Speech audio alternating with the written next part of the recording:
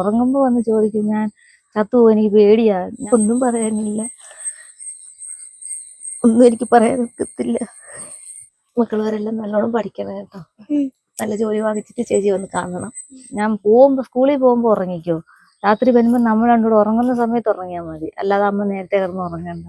എന്ത് പറഞ്ഞാ പറയേണ്ടത്?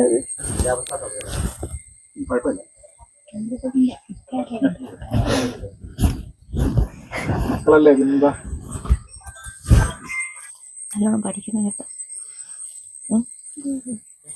മൊത്തം 50 വേണ്ടുന്നേ. ഇതിപ്പം കുറച്ചേ ആയിട്ടുള്ളൂ, 13 ലക്ഷം രൂപ ആയിട്ടുള്ളൂ. ഇനിയും വേണം, ബ്ലഡ് വേണ്ടി വരും, അത് കുറേ ഇതുണ്ട്. ഇത് നോർമൽ ഒരാൾക്ക് ചെയ്യുന്നത് പോലെ പെട്ടെന്ന് ചെയ്യാൻ പറ്റത്തില്ല. എനിക്ക് ബ്ലഡ് ബോഡിക്കൊക്കെ ഉണ്ട്. അപ്പൊ അതിൻ്റെതായ എല്ലാ സൗകര്യവും ഒപ്പിച്ചിട്ടേ കയറി ചെയ്യാൻ പറ്റത്തുള്ളൂ. 4 വർഷം കൊണ്ട് ചികിത്സയില്ല. ഇനി ഒന്നുകൂടെ ശ്രദ്ധിച്ചാൽ പെട്ടെന്ന് ചെയ്യേണ്ടി വരും എന്ന് പറഞ്ഞിട്ടുണ്ട്. കുഞ്ഞുങ്ങളെ അറിയത്തില്ലാത്ത പുതിയ കുഞ്ഞുങ്ങളെ എല്ലാരും പറഞ്ഞു എൻ്റെ അടുത്ത്. ഞാൻ ഒന്നും പറഞ്ഞില്ല. ആദ്യമൊക്കെ വിഷമമായിരുന്നു. ഞാൻ ചേച്ചി മോന് വിഷമമുണ്ടോ എന്ന് പറഞ്ഞില്ല, അമ്മയുടെ ജീവൻ രക്ഷിക്കാനല്ലയോ, ഞാനല്ലേ തരുന്നതെന്ന് പറഞ്ഞു. ഡോക്ടർ വേറൊരാളെ നോക്കാന്ന് പറഞ്ഞാൽ പറ്റത്തില്ല, എന്റേത് തന്നെ മതി എന്ന് പറഞ്ഞിരിക്കുക. എന്റേത് തന്നെ വെച്ച് അമ്മ രക്ഷിച്ചു തന്നാ മതി. മജ്ജ കൊടുക്കാനും മോൻ്റെതാ മുന്നേ നോക്കിയത്, അവൻ്റെത് തന്നെ മതി എന്ന് പറഞ്ഞോണ്ടിരിക്കുക. ഡോക്ടറോട് കയറി സംശയങ്ങളെല്ലാം ചോദിക്കും, ഇതെങ്ങനെ എന്ന് ചെയ്യും, ഞാൻ സ്കൂളിൽ പോകാൻ പറ്റുമോ, ഇപ്പൊ തന്നെ ചോദിച്ചിട്ടാണ് സ്കൂളിൽ ചേർത്തത്. നമുക്ക് പെട്ടെന്ന് എപ്പോഴാ വയ്യാതെ വരുന്നതെന്ന് അറിയത്തില്ല. അപ്പം ചില ദിവസങ്ങളിൽ ചിലപ്പോൾ ഒരു ലീവ് കാണും. കഴിഞ്ഞ ദിവസം 12 മണിയായി വന്നപ്പം സ്കാനിങ് എടുക്കാൻ പോയിട്ട് വന്നപ്പോൾ പിടിച്ച് നിൽക്കാൻ പറ്റിയില്ല. അങ്ങനെ പിന്നെ ഞാൻ ആശുപത്രിയിൽ പോയി പട്ടാഴി പോയി ഇഞ്ചക്ഷൻ എടുത്തു. തിരുവല്ല വരെ ചെല്ലണ്ട, അടുത്തുള്ള ഹോസ്പിറ്റലിൽ എടുത്തോളാൻ പറഞ്ഞിട്ടുണ്ട്. അങ്ങനെ മോനെ വിളിച്ചുകൊണ്ട് ഇപ്പം അമ്മ ടീച്ചറോട് വിളിച്ച് പറയണം എന്ന് പറഞ്ഞു. ആ ടീച്ചർ പിന്നെ എല്ലാം അറിയാവുന്നത് കൊണ്ട് ഒന്നും പറയത്തില്ല. ടീച്ചർമാരുടെ എല്ലാവരുടെ സഹകരണം കൊണ്ട് ഇങ്ങനെ പോകുന്നത്. എനിക്ക് മോൻ്റെ പഠിത്തം പോയേനെ, 1 വർഷത്തോളം വിടാൻ പറ്റത്തില്ല. ഉറങ്ങാനും സമ്മതിക്കത്തില്ല. ഉറങ്ങുമ്പോൾ വന്ന് ചോദിക്കും, ഞാൻ ചത്തുപോകും, എനിക്ക് പേടിയാ. ഞാൻ സ്കൂളിൽ പോകുമ്പോൾ ഉറങ്ങിക്കോ, രാത്രി വരുമ്പോൾ നമ്മൾ രണ്ടൂടെ ഉറങ്ങുന്ന സമയത്ത് ഉറങ്ങിയാൽ മതി, അല്ലാതെ അമ്മ നേരത്തെ കിടന്ന് ഉറങ്ങണ്ട. ഉറങ്ങാൻ അതിലേക്ക് എഫക്റ്റ് കൂടിയ ഗുളികളൊക്കെ, കീമോയ്ക്ക് പകരമായിട്ടുള്ള ഗുളികളെല്ലാം ഉണ്ട്. അപ്പൊ അത് കഴിക്കുന്ന സമയം ചില സമയം അങ്ങ് ഉറങ്ങിപ്പോകും. വരുമ്പോഴേ വിളിക്കും, വിളിച്ചോണ്ടാ കയറി വരുന്നത്. എന്നുവെച്ചാൽ പിന്നെ അത് എന്നെ കണ്ടിട്ടേ ഉള്ളൊരു, അവനൊരിച്ചിരി പക്വതയാവുന്നിടവരെയെങ്കിലും ദൈവം പിടിച്ച് നിർത്തിയാൽ മതിയായിരുന്നു.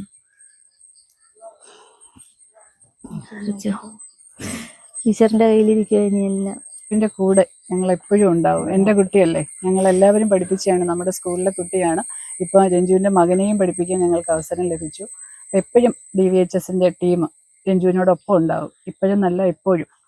ഞങ്ങളുടെ ഈ കുട്ടികൾ എല്ലാവരും കൂടെ സമാഹരിച്ചൊരു തുകയാണ്. ഒരിക്കലും വിഷമിക്കേണ്ട, കൈത്താങ്ങായിട്ട് ഞങ്ങൾ കൂടെ ഉണ്ടാവും കേട്ടോ. മക്കളുകാരെല്ലാം നല്ലോണം പഠിക്കണം കേട്ടോ. നല്ല ജോലി വാങ്ങിച്ചിട്ട് ചേച്ചി വന്ന് കാണണം. ചേച്ചിക്ക് വേണ്ടി പ്രാർത്ഥിക്കണം എല്ലാരും. മറ്റുള്ളവരോടും പറയണം, കൂട്ടുകാരോടെല്ലാവരും പറയണേ.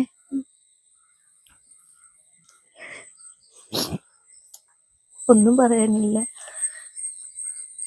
ഒന്നും എനിക്ക് പറയാൻ ഒക്കത്തില്ല.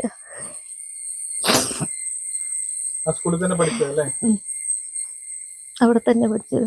ഞാൻ പഠിപ്പിച്ച ടീച്ചറായത്. ടീച്ചറിന്റെ തന്നെ എനിക്ക് മേടിക്കാൻ പറ്റില്ല. എത്ര രൂപ മൊത്തം വേണ്ടേ? 50 ലക്ഷം. വീട്ടിൽ അമ്മയുടെ പെൻഷൻ ഉണ്ട്, പിന്നെ ഞാൻ ചെറുതായിട്ട് തയ്ക്കുന്നുണ്ട്. തയ്യൽ പിന്നെ നിർത്തിയില്ല. ഡോക്ടറോട് ചോദിച്ചപ്പോൾ ചെയ്തോളാൻ പറഞ്ഞു. ഞാനത് ചെയ്യുന്നുണ്ട്. വേറെ വരുമാനമൊന്നുമില്ല? വേറെ ഇല്ല. മകന്റെ മജ്ജ തന്നെ വേണമെന്നാണോ?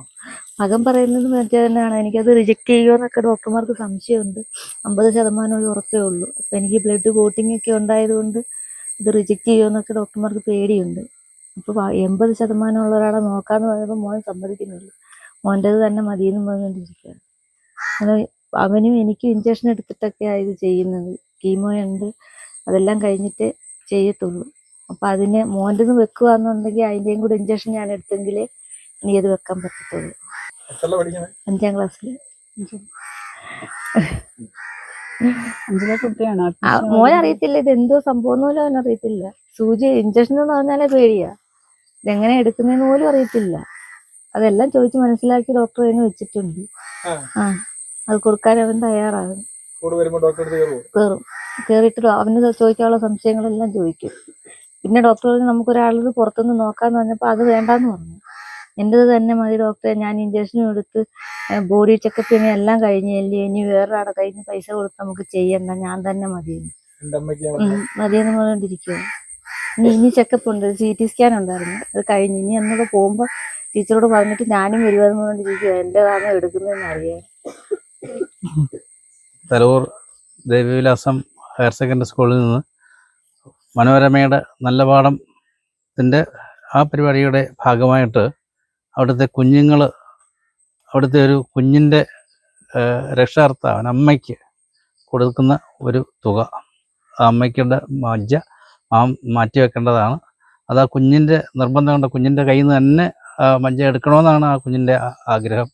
അതിൻ്റെ താല്പര്യപ്രകാരം ഏകദേശം ഒരു 50 ലക്ഷം രൂപ ചിലവാകും. പക്ഷേ നമ്മുടെ സ്കൂളിൽ നിന്നുള്ള സ്വരൂപിച്ചത് ഈ രക്ഷാകർത്താവോ അല്ലെങ്കിൽ ആ കുഞ്ഞോ ഒന്നും ചോദിച്ചിട്ടല്ല, ആ കൂടെ പഠിച്ച സഹപാഠികളും അവിടുത്തെ ടീച്ചേഴ്സ് രക്ഷാകർത്താക്കളും എല്ലാം കൂടെ സ്വരൂപിച്ച് ഒരു ടോക്കൺ എന്നുള്ള നിലയ്ക്ക് ഒരു ആദ്യത്തെ ഒരു തുക ഏകദേശം ഒരു 1.25 ലക്ഷം രൂപ നമുക്ക് സംഘടിപ്പിക്കാൻ കഴിഞ്ഞിട്ടുണ്ട്.